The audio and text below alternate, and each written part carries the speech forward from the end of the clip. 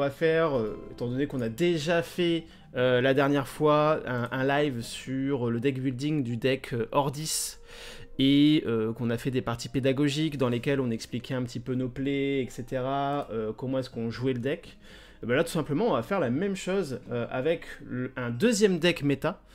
C'est-à-dire qu'Ordis c'est quand même top méta, hein. Donc là on va faire la même chose avec un deuxième deck méta, avec un deck Bravos, Kojo et Bouddha, tout simplement. Dans la méta, je crois que c'est le deuxième deck, hein, vraiment qui vient ici. On est parti sur un deck aggro. Alors aggro, forcément avec des petites créas. Si vous regardez ici un petit peu en termes de courbe de mana, on voit qu'on a beaucoup de tours 2 et 3. On a quelques tours 4 et on a seulement 3 tours 5. Je vous expliquerai pourquoi les 3 tours 5. Mais voilà, c'est un deck qui est pas très cher. Et aussi un deck aggro du point de vue de la pioche. Parce qu'en fait, on ne pioche pas beaucoup avec Bravos. Et ici, on va venir faire en sorte quand même de piocher assez régulièrement. Donc, on est parti pour l'explication de la decklist. Alors les gars, c'est sûr que je vais bafouiller. Comme à chaque stream, je vais écorcher des mots. C'est sûr, ne m'en voulez pas. Alors du coup, Kojo et Bouddha, le deck, enfin le héros, qu'est-ce qu'il fait à midi en fait? Au début du tour, si vous êtes le premier joueur, vous créez un jeton compagnon 2/2 Bouddha dans l'expédition compagnon. Donc en fait, un tour sur deux, on va avoir un jeton 2/2 sur une lane, donc sur la lane du compagnon. Donc là, pour le coup, déjà, ça met déjà une présence. Et pour agrémenter tout ça, on va mettre en place un deck assez aggro. Donc je vais vous expliquer un petit peu le deck en lui-même. Donc on part d'abord sur une armurière de la fonderie en rare. Alors pourquoi? Parce que c'est un tour 2 qui vaut 2/2, qui est assez standard, mais ce qui nous intéresse, c'est qu'on va la jouer de la réserve. Parce qu'en fait, quand on la joue de la réserve pour 3, c'est une 2/2 qui peut créer un jeton Scarabot 2/2, soit dans son expédition, soit dans une autre expédition. Et c'est là tout l'avantage, en fait, c'est qu'en fonction de la situation, on peut en gros, mettre 4-4-4 sur une même expédition, ou alors répartir la puissance, enfin la force. Donc c'est assez avantageux à ce niveau-là. Ensuite, Dorothy Gale en 3 exemplaires, donc c'est le seul tour 5 du jeu. Pourquoi? Parce qu'en fait, on n'a pas beaucoup de gestion en Bravos, en tout cas dans les cartes qui sont disponibles pour l'instant. On n'a pas beaucoup de cartes qui permettent de gérer les cartes adverses. Donc Dorothy Gale, en fait, quand elle est jouée de la main, on peut renvoyer un personnage ciblé en réserve. Et ça peut être très utile, notamment si on nous joue des gros tons. Ou contre Muna, par exemple, si on a une carte qui a ancré un champignon qui a pris beaucoup de boost et qui reste ancré, ou ce genre de choses. Donc Dorothy Gale, c'est un peu l'exception du deck, c'est la carte contrôle qui va peut-être venir faire la différence sur quelques games.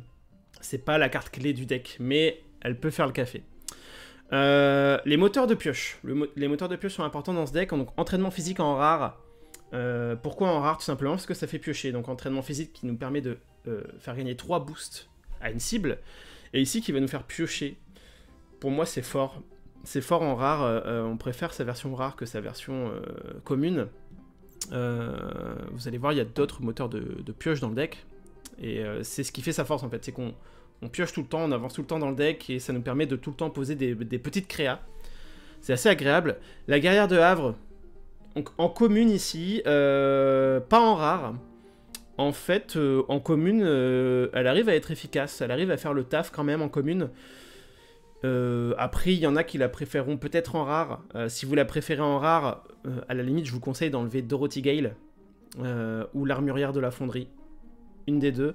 Mais moi, j'aime bien la jouer en commune parce qu'en fait, elle est déjà très puissante en commune. Et elle permet quand même de faire le café quoi qu'il se passe.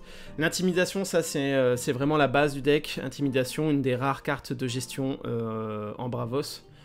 Pour 2, vous pouvez renvoyer soit un personnage, soit un permanent ciblé qui coûte 4 ou moins dans la main de son propriétaire, donc c'est très fort. Isunboshi, c'est un tour 1, les tours 1 c'est très fort dans Altered, ça permet de voir ce que l'adversaire va faire. On peut venir booster une créa en le défaussant de la réserve. Je vous avoue que c'est une carte qui est quand même là par défaut, parce qu'on n'a pas encore d'autres cartes qui ont été leak et qui sont dispo sur Exalted. Donc bon, ça reste quand même une carte plutôt bonne en moyenne, mais dans ce deck-là, on va pas dire que c'est transcendant, quoi. Souvent, on va la mettre dans l'encre. Enfin, dans l'encre. Dans le mana, c'est des restes de leur kana. La Kitsune, ou Kitsune en rare, moteur de pioche, tout simplement. En Bravos, c'est pas un deck qui pioche beaucoup de bases. Donc en fait, on se met l'entraînement physique en rare et on se met la Kitsune en rare qui va venir piocher. Qui va faire piocher aussi l'adversaire, mais piocher, ça fait notre jeu. Donc clairement, la Kitsune en rare qui permet d'avancer dans le deck. La Pionnière Bravos, qui est très forte.